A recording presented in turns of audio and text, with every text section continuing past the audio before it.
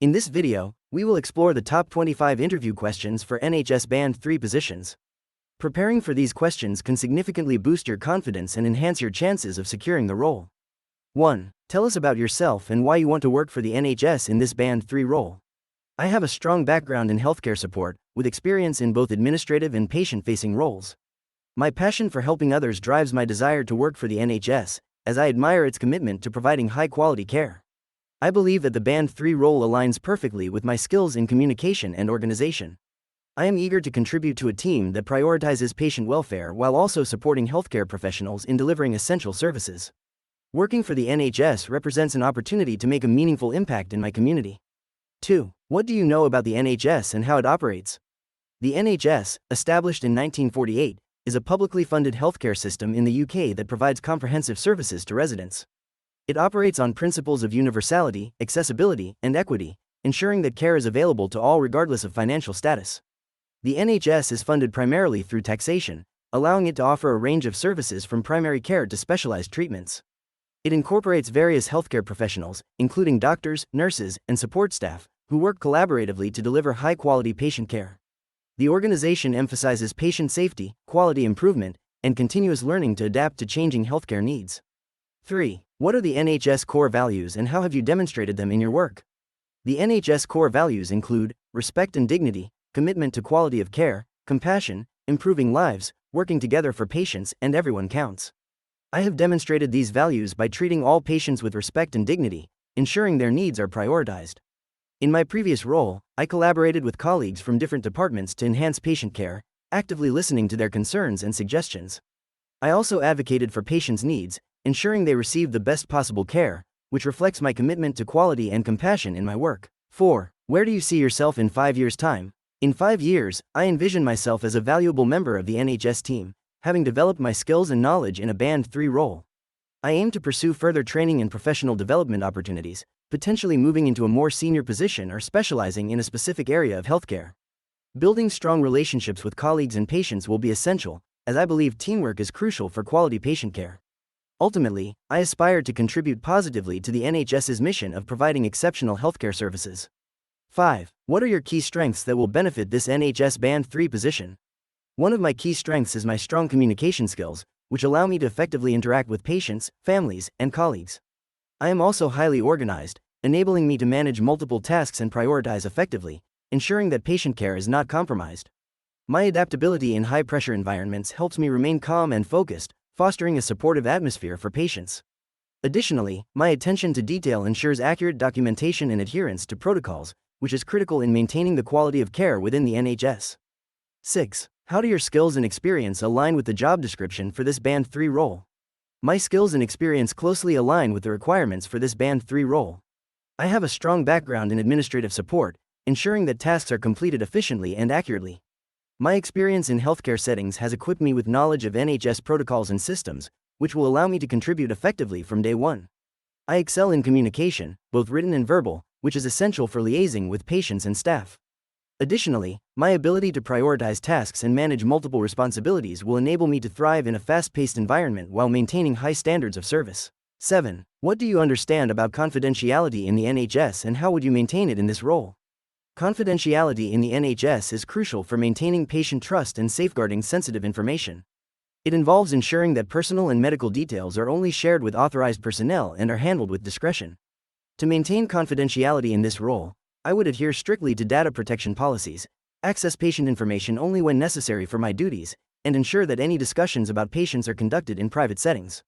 I would also keep all written records secure and be vigilant against any potential breaches, ensuring compliance with the NHS's confidentiality standards. 8. Can you describe your experience with NHS systems or processes? I have hands-on experience with NHS systems, particularly with electronic patient record systems and scheduling software. In my previous role, I utilized these systems daily for patient data management, ensuring accuracy and compliance with data protection regulations. I collaborated with colleagues to streamline appointment scheduling, improving efficiency. Additionally, I participated in training sessions for new staff, helping them navigate the systems effectively. This experience has equipped me with the skills to adapt quickly and support seamless operations within the NHS environment. 9. How would you manage multiple tasks concurrently in this position? Managing multiple tasks concurrently requires effective prioritization and organization. I would start by assessing the urgency and importance of each task, creating a structured to-do list. Utilizing tools such as calendars or task management software helps me track deadlines and allocate time efficiently. I believe in setting clear goals for each task and focusing on one at a time to maintain quality. Regular communication with team members allows for adjustments in workload distribution. Taking short breaks can also help maintain focus and prevent burnout during busy periods. 10. What do you know about safeguarding and its importance in the NHS? Safeguarding refers to protecting vulnerable individuals from abuse, neglect, and harm. In the NHS, it is crucial because patients, especially children and the elderly, may be at risk. Effective safeguarding ensures that healthcare professionals are trained to identify signs of abuse and understand their responsibilities for reporting concerns. It fosters a culture of safety and trust, allowing patients to receive care without fear. Implementing safeguarding policies protects not just patients but also staff, ensuring a healthy environment that promotes well-being and dignity. 11. Describe a time when you had to work with others to achieve a common goal. During my previous role in a healthcare setting, our team was tasked with improving patient discharge processes. We held regular meetings to discuss inefficiencies and brainstorm solutions. I facilitated communication between nursing staff and administrative personnel, ensuring everyone's input was valued. By collaborating, we developed a streamlined discharge checklist that reduced patient wait times by 20%. This experience highlighted the importance of teamwork in achieving shared objectives, leading to better patient outcomes and improved staff satisfaction. 12. Tell me about a situation where you had to change your communication style to get your message across. In a previous role, I worked with a diverse team where some members had varying levels of understanding regarding technical terms. During a project meeting, I noticed that one colleague was confused by my use of jargon. To address this, I adjusted my communication style by simplifying my language and providing analogies that related to their experiences.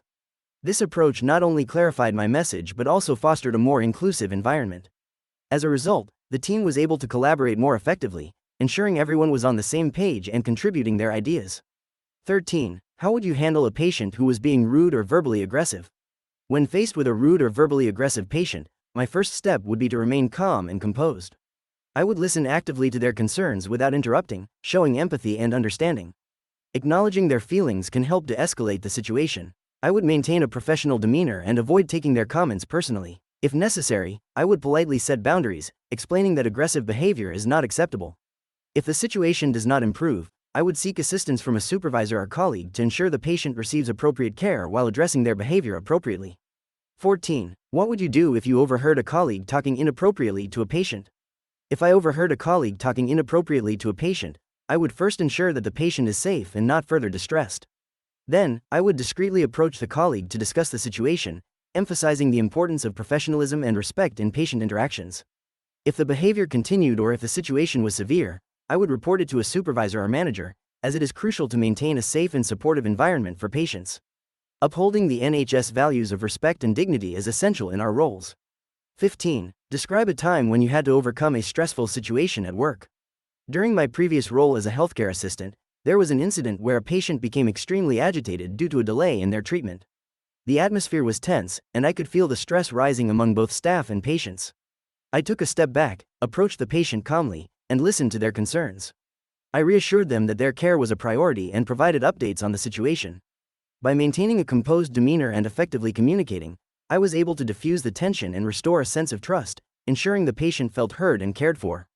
16. What do you understand by the term clinical governance? Clinical governance refers to the systematic approach to maintaining and improving the quality of patient care within the NHS. It encompasses various components, including quality assurance, risk management, clinical effectiveness, and patient safety. Clinical governance ensures that healthcare professionals are accountable for their practice and that patients receive safe, effective, and high-quality care. This framework encourages continuous improvement through regular audits, feedback, and education, fostering a culture of transparency and learning. Ultimately, clinical governance aims to enhance patient outcomes and uphold the standards of healthcare delivery. 17. Can you explain what is meant by the professional duty of candor? The professional duty of candor refers to the obligation of healthcare professionals to be open and honest with patients when something goes wrong with their care. This principle emphasizes the importance of transparency, encouraging staff to communicate any mistakes or adverse events that may affect patient safety or well-being. It involves informing patients about what happened, offering an apology, and explaining the steps being taken to address the issue. This duty fosters trust between patients and healthcare providers, ensuring accountability and promoting a culture of safety within the NHS. 18. What are the current challenges facing the NHS?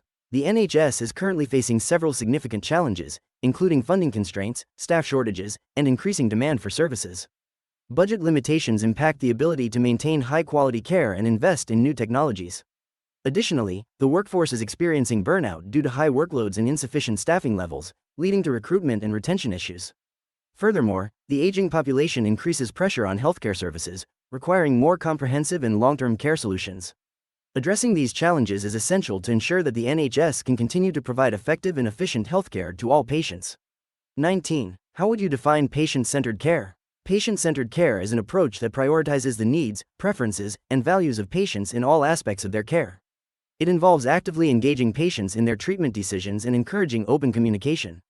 This means not only providing information but also listening to patients' concerns and respecting their choices.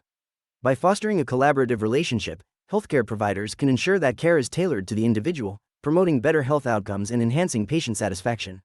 It is about viewing patients as partners in their healthcare journey. 20. What do you know about information governance in healthcare? Information governance in healthcare refers to the framework that ensures the proper management of personal and sensitive data. It encompasses policies, procedures, and standards designed to protect patient confidentiality while ensuring that information is accessible to those who need it for care delivery. Key components include data security, compliance with relevant laws like the Data Protection Act, and promoting transparency in information handling. Effective information governance builds trust with patients and stakeholders, ultimately enhancing the quality of care provided by healthcare organizations. 21. Give an example of when you provided excellent customer service. Providing excellent customer service is crucial in any role. Once, while working at a healthcare facility, I assisted an elderly patient who was confused about their medication schedule. I took the time to explain the process clearly, ensuring they understood each step. I also printed a simple chart for them to reference. Afterward, I followed up on their progress during future visits, which made them feel valued and cared for. This interaction not only reassured the patient but also built trust, demonstrating that I genuinely care about their well-being and experience. 22. How do you stay organized when dealing with a heavy workload? To stay organized while managing a heavy workload, I prioritize tasks based on urgency and importance, often using a task list or digital planner to keep track of my responsibilities. I break larger projects into smaller, more manageable steps, allowing me to focus on one task at a time. Setting specific deadlines for each task helps me stay on track. Additionally, I allocate time for regular breaks to maintain my focus and energy levels, ensuring I remain productive throughout the day. Clear communication with colleagues also helps in managing expectations and workload effectively. 23. Describe a situation where you had to deal with a difficult colleague.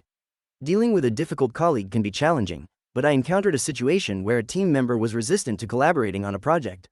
I scheduled a private meeting with them to understand their perspective and address any concerns. During our conversation, I actively listened and acknowledged their feelings. By finding common ground, we established mutual goals for the project. This approach helped ease tensions and fostered a more cooperative atmosphere, ultimately leading to successful project completion and improved team dynamics.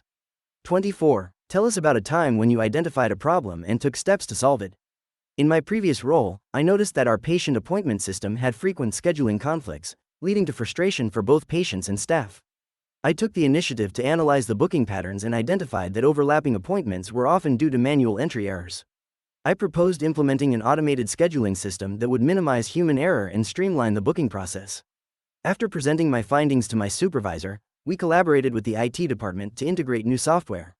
This change resulted in improved appointment accuracy and increased patient satisfaction. 25. How do you ensure you maintain a high standard of work under pressure? In high-pressure situations, I prioritize tasks based on urgency and importance. I break larger tasks into manageable parts, setting short deadlines to maintain focus. Staying organized is key. I use checklists and digital tools to track my progress. Regularly taking brief moments to breathe and refocus helps me manage stress. I also communicate proactively with colleagues to seek support when necessary, ensuring that we work together efficiently. By maintaining a positive attitude and adapting quickly, I can continue delivering quality work even in challenging circumstances. Remember, practice makes perfect, so take the time to rehearse your answers. If you found this information helpful, please give the video a thumbs up and subscribe for more content that can support your career journey in the NHS. Thank you for watching.